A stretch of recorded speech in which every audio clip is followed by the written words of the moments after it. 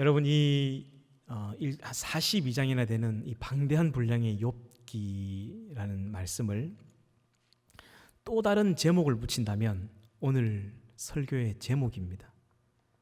욥기라는 책 제목 대신에 다른 제목을 붙인다면 의인의 고난이라는 제목을 붙일 수 있을 것 같아요. 욥기서가 말하고자 하는 것은 무엇이냐면 의인의 고난에 대하여 설명하고 있는 거예요.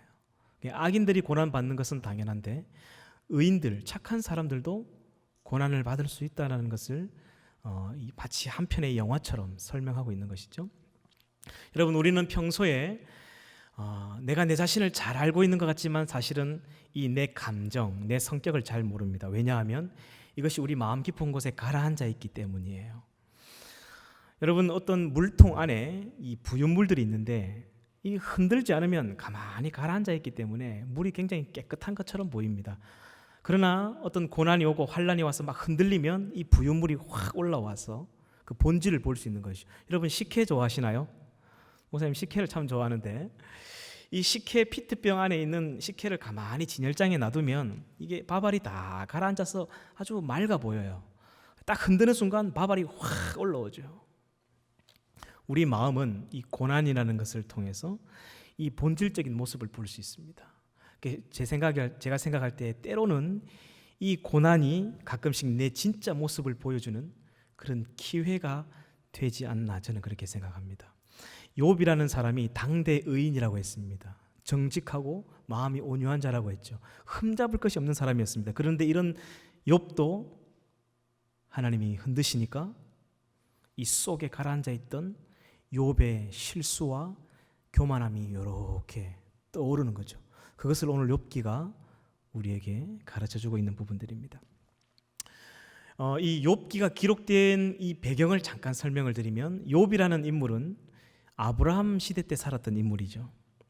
정말 동양의 당대 의인이라고 불릴 만큼 아주 그는 칭찬받고 인정받는 사람이었습니다. 이 사람에 대한 얘기가 이 구전을 따라 쭉 흘러내려오다가 언제 이 말씀이 기록되었냐면 바벨론 포로기 때 이 말씀이 기록됩니다. 왜 이 시기 때 기록이 되었냐면요, 당시에 많은 의인들이 고난을 당했어요. 에스겔, 다니엘, 그의 친구인 사드락, 메삭, 야벳느고, 예레미야, 이런 사람들이 착한 사람이거든요. 하나님이 칭찬하셨던 사람이에요. 근데 그들이 나라를 잃어버리고 전쟁을 통해서 고난을 받아 바벨론으로 포로를 잡혀갑니다.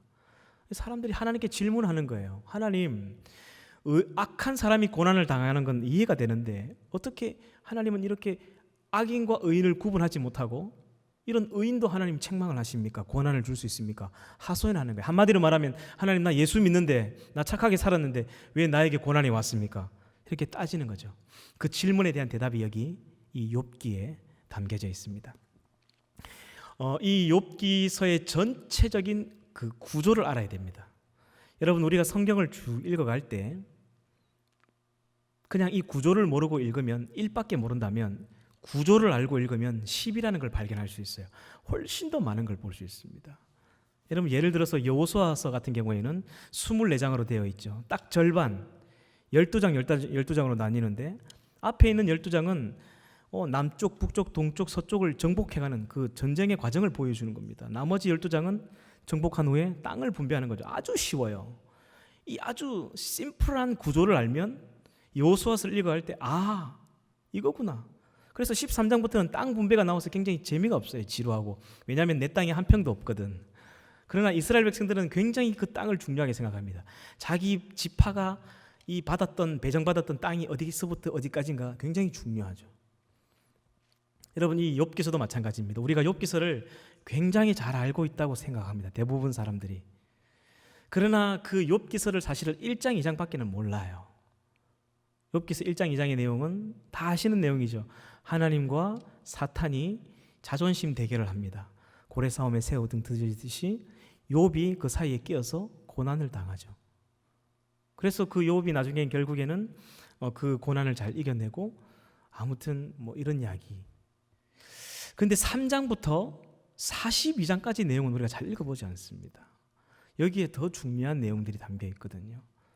그래서 이 전체적인 구조가 이렇게 되어 있고 1장부터 2장은 그냥 하나님과 사탄의 그 대화, 그 대결이 나온다면 3장부터 37장까지는 욥의 세 친구라고 하죠.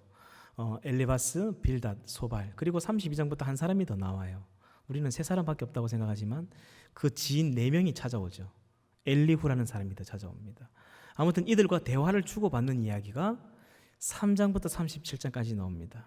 그리고 38장부터 42장까지 마지막 장까지는 세상을 창조하신 전능하신 하나님이 우레와 같은 음성으로 말씀하시죠.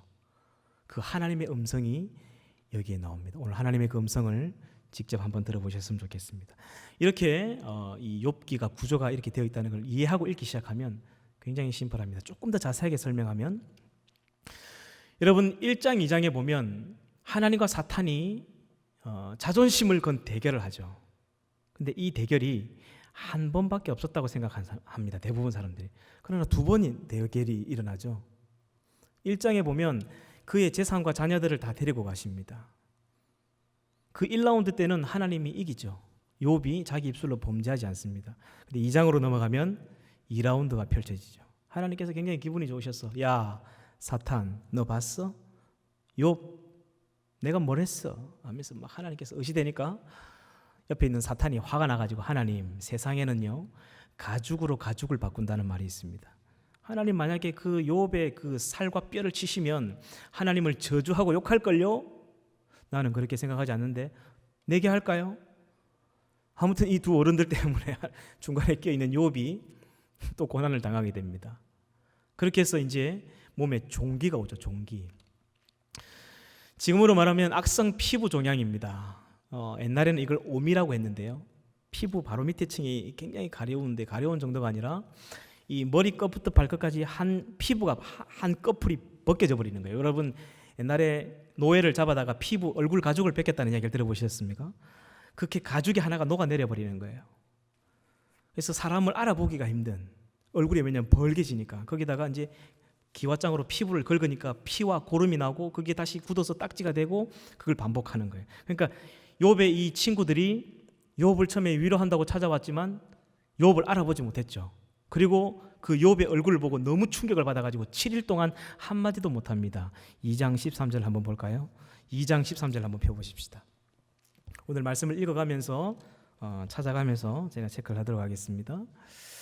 2장 13절 밤낮 7일 동안 그와 함께 땅에 앉았으나 욥의 고통이 심함을 보므로 그에게 한마디도 말하는 자가 없었더라. 그러니까 위로하러 왔는데 위로하러 오는 친구들이 말을 못하는 거예요. 욥을 딱 보고 이렇게 됐다가 하루가 지났어요. 내일 아침에는 꼭 우리가 위로를 하자 하면서 욥을 딱 만났는데 이렇게 하고 말을 못하고 이게 7일 동안 얼마나 그 고통이 심했으면 그런 상황이 되었던 거예요. 그런데 3장 1절부터 욥이 자신의 생일을 저주합니다. 자신의 생일을 저주한다는 건 이 땅에 자기를 태어나게 하신 분이 하나님이시죠. 자기의 생일을 저주한다는 건 하나님을 원망한 거예요. 여러분 욥이 원망하지 않았다라고 우리는 그냥 그렇게 심플하게 알고 있지만 그렇지 않아요. 2라운드 때는 굉장히 위태위태했습니다. 그 이야기가 마지막 37장까지 가죠. 그래서 마지막에 하나님이 이걸 딱 중단하시고 폭풍 중에 하나님께서 이 대화를 멈추게 합니다. 굉장히 불안했어요. 위험했어요. 3장 1절을 볼까요? 그 후에 욥이 입을 열어 자기의 생일을 저주하니라. 3장 2절 욥이 입을 열어 이르되 내가 난 날이 멸망하였더라면 산의 아이를 베었다 하던 그 밤도 그러하였더라면 하면서 자기의 생일을 저주합니다. 욥이 사실 인간이기 때문에요. 원망을 했었습니다. 그래서 이제 욥이 자기를 위로하러 온 친구들에게 7일 동안 말을 하지 않으니까 위로하러 온 사람은 위로를 좀 해라 이렇게 하면서 자기가 먼저 말을 꺼내죠. 그때부터 이제 이 위로하러 온 세 명의 친구 32장에 나오는 또 네 번째 지인이 욥에게 이제 이야기를 하기 시작하는데요. 사실은 위로하러 온 게 아니에요, 여러분. 그동안 동방의 의인이라고 불리고 너무 부유하게 잘 살고 칭찬받고 그의 명성이 자자하니까요. 그의 지인들이 사실은 배가 굉장히 아팠어요. 그래서 너무 잘 되니까. 그런데 이제 욥이 막 쫄딱 망하고 자식들은 다 죽고 몸에 이제 이게 악성 피부 종양이 걸려서 다 죽게 되었더라. 이런 이야기를 들으니까 그 모습이 한번 보고 싶은 거예요. 그래가지고 이 친구들이 사실 와서 욥이 무엇을 잘못했는지를 들춰내는 이야기입니다. 여러분, 만약에 의인의 고난에 관하여라는 제목으로 글을 한번 써보라고 해서 이걸 예를 들어서 대학 교수님이나 아니면 학자들에게 의인의 고난에 관한 주제로 글을 쓰라면 진짜 재미없게 아마 쓸 거예요. 따분하고 지루하게. 근데 우리 하나님 참 멋있는 분인 것 같아. 이 의인의 고난에 관한 이 무거운 주제를 가지고 하나님은 한 편의 희극처럼 만들었죠. 이 욥기서를. 그래서 한 편의 영화를 보듯이 이 대화나 이 희곡을 가지고 하나님께서 하시고 싶은 이야기를 풀어나가고 있는 거예요. 여러분, 이것을 가지고 다음에 우리 청년들이 한번 연극을 만들어 봐도 좋을 것 같아요. 한 5명의 주인이 나오죠. 누구죠? 욥, 엘리바스, 빌닷, 소발, 엘리후. 그리고 38장에 하나님도 나오시고. 조연들은 누가 있을까요? 예, 이 욥의 일하는 종들, 그 욥을 저주하고 도망가 버린 자기 아내, 이런 사람들이 이렇게 서버가 될 거예요. 그래서 한 편의 이 드라마처럼 재미있게 만들었습니다. 오늘 그 내용을 함께 한번 나눠봤으면 좋겠습니다. 그래서 이제 4장으로 한번 넘겨보시면 가장 먼저 이야기하는 사람이 엘리바스예요. 왜 먼저 이야기하냐면 나이가 많아요. 우리는 욥의 친구라고 알고 있지만 그렇지 않습니다.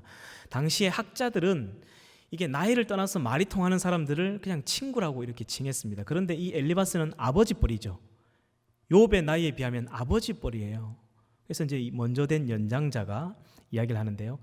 이 말의 요지가 뭐냐면, 욥, 넌 말이야, 의인이라고 그렇게 까불어대더니 뒤로는 호박씨 까고 있었던 거 아니야? 지금 네가 이 고난을 당하는 이유는 딱 한 가지다. 네가 뭔가 죄를 지었기 때문이다. 그가 이렇게 주장을 합니다. 자, 우리 4장 7절을 한번 봅시다.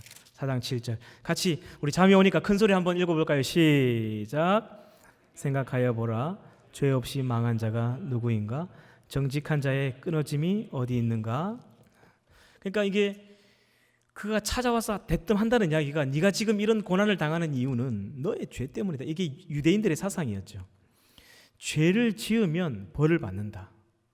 예를 들어서 우리 몸에 장애가 생긴다? 그건 분명히 네가 뭔가 죄를 지었기 때문에 하나님이 장애를 주신 것이다. 이게 이 당시의 유대인들의 논리였죠.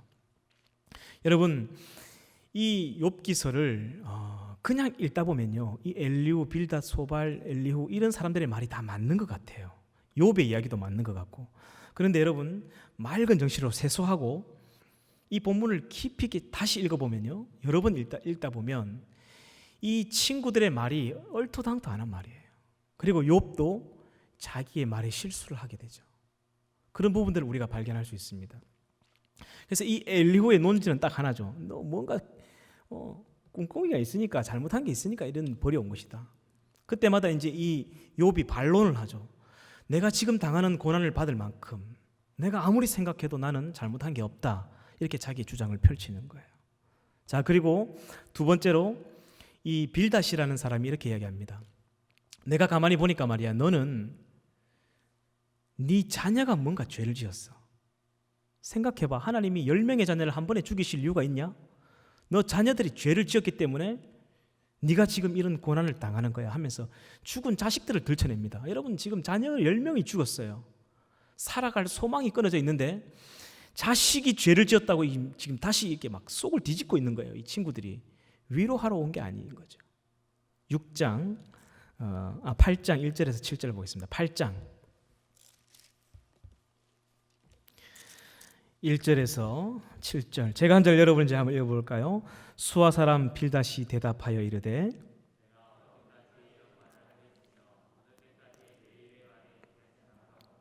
하나님이 어찌 정의를 굽게 하시겠으며 전능하신 이가 어찌 공의를 굽게 하시겠는가?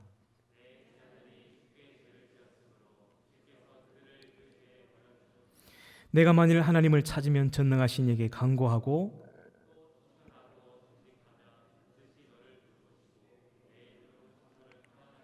같이 읽겠습니다. 내 시작은 미약하였으나 내 나중은 심히 창대하리라. 아멘. 빌닷의 주장의 논지는 뭐냐면 딱 이거 하나예요. 자녀가 죄를 지었다. 여러분, 정말로 어디 갑자기 큰 아픔과 고통을 당한 사람 집에 위로하러 가가지고 이런 행동을 절대로 해서는 안 됩니다. 너 뭐 잘못했어? 너 빨리 회개해. 네 지금 이런 고난을 당하는 건 네가 죄를 지었기 때문이야. 이런 말 하면 안 돼요. 그 상처가 되는 거죠. 그냥 그런 사람들을 위로하러 간다면 말하지 않아도 같이 그냥 울어주고 같이 손잡아주면 되는 거예요. 여러분 지금 자녀가 죽었습니다. 죽은 자녀의 이름을 덜먹이면서 죄를 지었기 때문이다. 이 속을 완전히 뒤집어 놓고 있는 거예요. 이게 사실 말이 안 되는 소리죠. 욥은 다시 또 반론합니다. 나는 그렇지 않다. 우리 자녀들이 뭔가 잘못을 했으면 내가 그 다음날 아침에 바로 정결 예식을 드려서 나의 자녀들이 죄를 짓지 않도록 내가 애를 썼다. 그러면서 욥이 자기의 어떤 주장을 반론합니다. 당시에 이 친구들은 대단한 학자들이었죠. 그러다 보니까 이 내용이 굉장히 어려워요. 그래서 처음 읽으면 이게 그냥 맞는 말인 것 같지만 사실은 맞는 말이 하나도 없고 결국 38장부터 나오는 하나님의 말씀만 맞다는 것을 알게 됩니다. 그리고 세 번째입니다. 소발이죠. 11장 보면 11장 우리 1절 2절이죠. 같이 한번 읽어볼까요? 11장 1절 2절 시작. 소발이 대답하여 이르되 말이 많으니 어찌 대답이 없으랴. 말이 많은 사람이 어찌 의롭다함을 얻겠느냐. 여러분 이 소발이 주장하는 건 뭐냐면 야 욥 내가 가만히 보니까 말이야 너 지금 말이 많아. 네 지금 말 때문에 너는 지금 이런 고통이 고난을 받은 거야. 그러면서 이 욥이 지금 말 실수가 많고 자기 자신을 지나치게 죄가 없다고 의롭다고 말하는 그게 잘못이다라는 것을 이야기하는 거예요. 여러분 그리고 또 한 가지 이 빌닷이 이 욥을 비아냥거리면서 했던 말이 내 시작은 미약하였으나 내 나중은 심히 창대하리라 이렇게 말했던 거예요.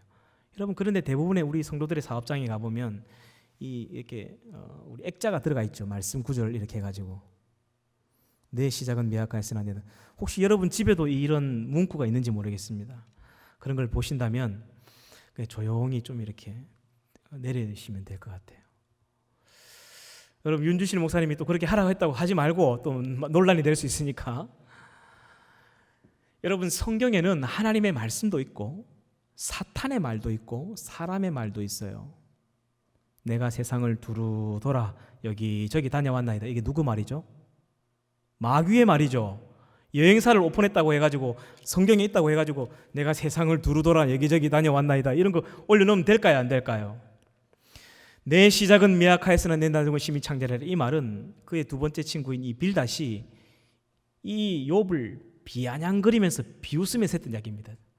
아이고 쫄딱 망해가지고 내 시작은 이렇지만 뭐 네가 간구하고 기도해보면 네 자녀들이 잘못한 것을 찾아보고 기도하면 하나님이 좀 뭐 풀어주시지 않겠나 이렇게 이야기했던 거예요.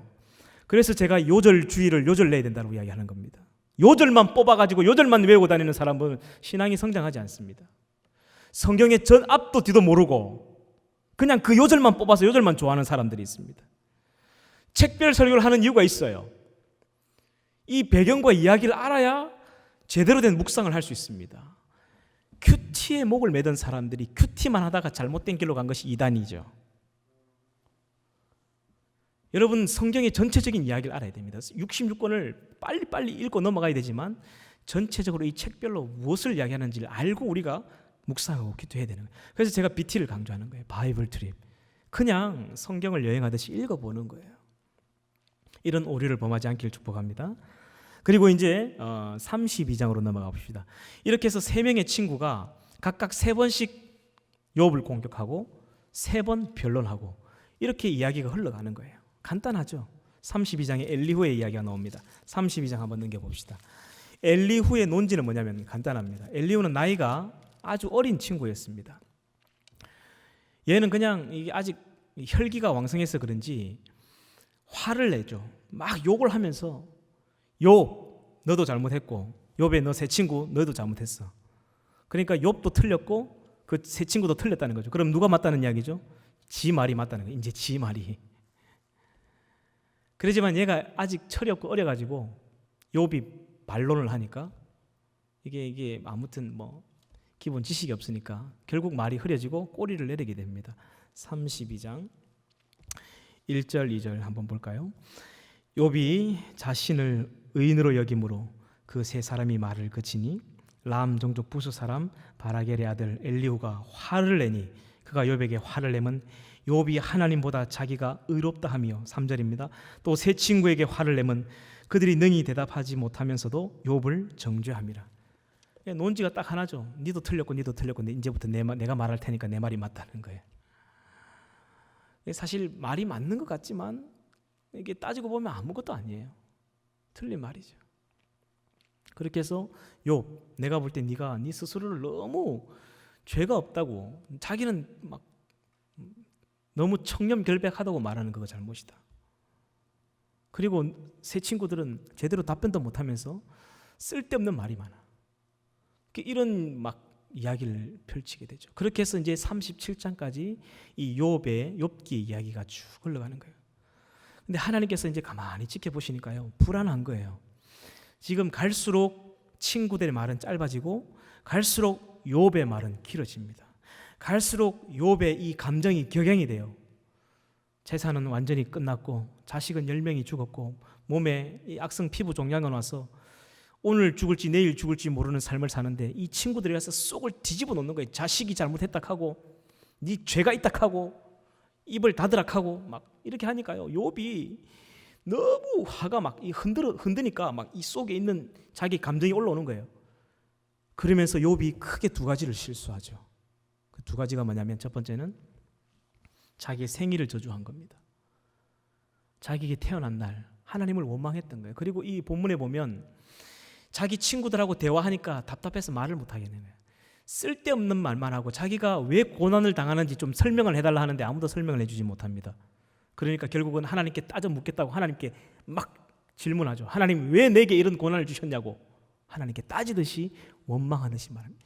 이 하나님을 향한 원망이 있었다는 거죠. 그리고 또 하나는 뭐냐면, 친구들이 자기가 잘못했다고 하니까 자기가 계속 반론을 하면서 자기는 전혀 잘못한 게 없다라고 자신의 의로움을 너무 강조합니다.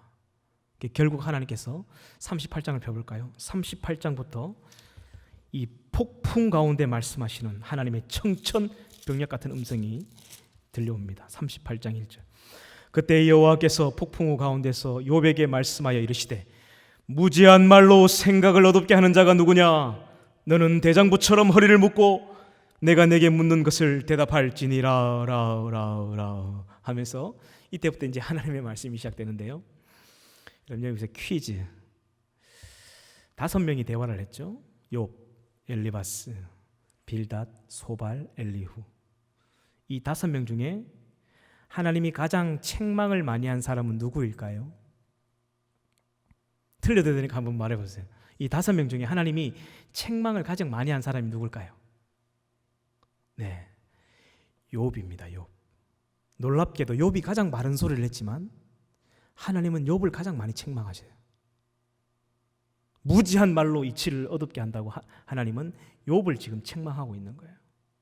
그리고 그 욥의 3명, 먼저 찾아왔던 3명, 엘리바스, 빌닷, 소발, 너희들 쓸데없는 말 하지 말고 네가 지금 너희들이 잘못했으니까 다시금 제사를 드려서 너희 죄를 회개해라라고 이야기합니다. 그리고 32장에 나오는 엘리후는 나이가 너무 어렸어 말할 가치가 없었던 것 같아요. 그래서 그 애는 패스를 해버립니다.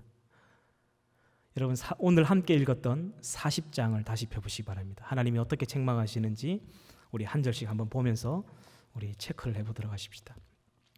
40장 우리 1절 2절입니다. 여호와께서 또 욥에게 일러 말씀하시되, 트집 잡는 자가 전능자와 다투겠느냐? 하나님을 탓하는 자는 대답할지니라. 지금 하나님께 탓을 돌리고 있는 이 욥을 하나님 책망하시는 거죠. 그래서 이제 욥이 이 폭풍 중에 말씀하신 하나님의 음성이 들리자 입으로 자기 입술을 가립니다. 그래서 이렇게 얘기하죠. 보소서, 나는 비천하오니 무엇이라 주께 대답하리이까? 손으로 내 입을 가릴 뿐이로소이다. 내가 한 번 말하였사온즉 다시는 더 대답하지 아니하겠나이다. 욥이 그때까지 막 친구들에게 자기가 의롭다는 것을 막 쏟아붓고 있다가 이 전능하신 하나님의 음성이 폭풍 중에 들리는 걸 듣고 그가 자기 입을 닫아버립니다. 두려웠던 것이죠. 8절에 보시면 욥이 자기 스스로를 지나치게 의롭다가 한 것을 하나님이 책망하시죠. 8절 같이 읽어볼까요? 시작. 내가 내 공의를 부인하려느냐? 내 의를 세우려고 나를 악하다 하겠느냐? 11절도 같이 한번 읽으면 11절 시작. 너의 넘치는 노를 비우고 교만한 자를 발견하되 모두 낮추되. 그러니까 이게 욥 네가 스스로 화내는 것을 비우라고 지금 11절에는 책망하고 계신 거예요. 그러니까 하나님이 욥을 흔들어 보니까 네가 의롭다고 당대 칭송을 받는 자였지만 너도 네 감정 깊은 곳에서 이런 부유물들이 있었다는 거예요. 그게 바로 교만이라는 거예요. 그래서 결론이 뭐냐면요, 하나님께서 야 욥, 너를 사발그릇처럼 땅에 엎어라. 그러면 네 몸에서 교만이라는 것이 떨어질 것이다. 그 부스러기들을 전부 다 보자기에 싸서 그것을 발로 밟고 일어서라. 그러면 내가 너를 의롭다고 인정하겠다. 이게 하나님의 결론이에요. 자, 그게 12절부터 14절까지입니다. 같이 한번 읽어볼까요? 여러분, 제가 물을 한 잔 마실 테니까 12절부터 14절까지 같이 한번 읽어보겠습니다. 시작. 모든 교만한 자를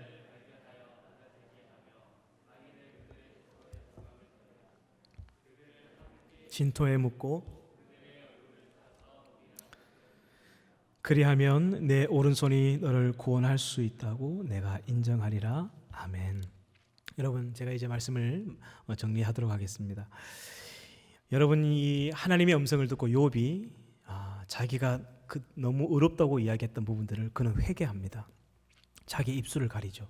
더 이상 그런 말을 하지 않습니다. 여러분, 우리가 이유를 알 수 없는 고난이 올 때가 있습니다. 그럴 때 막 하나님을 원망하죠. 욥도 그렇게 했거든요. 이럴 때는요, 자기 입을 닫아야 됩니다. 여러분, 교회가 싸움이 일어나고 분란이 일어나면 입만 딱 닫아도 90%는 해결이 돼요. 이런 말이 있죠. 모든 수고에는 대가가 있지만 입으로 한 수고에는 대가가 없다. D.L. 무디 목사님도 이런 이야기를 했습니다. 잠잠하라, 듣게 될 것이다. 들으라, 그러면 잠잠하게 될 것이다. 욥이라는 이런 당대 위대한 인물도 인간인지라 그 마음 깊은 곳에 이런 자기도 모르게 자기를 의롭다고 생각했던 교만함이 있었던 거예요. 하나님이 이것을 들춰내십니다. 때로는 고난이 죄를 짓지 않아도, 자녀들이 잘못하지 않아도 이런 고난이 올 수 있습니다. 이런 고난이 올 때 우리가 정확한 이유는 알 수 없지만 하나님께서 이 고난을 주시는 이유가 있다는 것을 기억해야 됩니다. 그리고 이제 이 38장부터 마지막 42장까지 보면요, 전능하신 하나님이 이 세상을 어떻게 창조했는지, 그리고 하나님이 만드신 이 하나님의 작품들, 하마나 악어나 독수리나 까마귀나 이런 부분에 대한 이야기를 하나님이 하십니다. 여러분, 한번 이 부분을 읽어보면요, 하나님이 이 세상을 창조하신 그 창조의 신비에 감탄하지 않을 수 없습니다. 하나님께서 욥에게 이렇게 이야기하시죠. 너 바다의 샘에 들어가 보았느냐? 너 깊은 물 밑으로 걸어 다녀 보았느냐? 거기 길이 있는가 봐요. 아무튼 너 사망의 문을 보았느냐?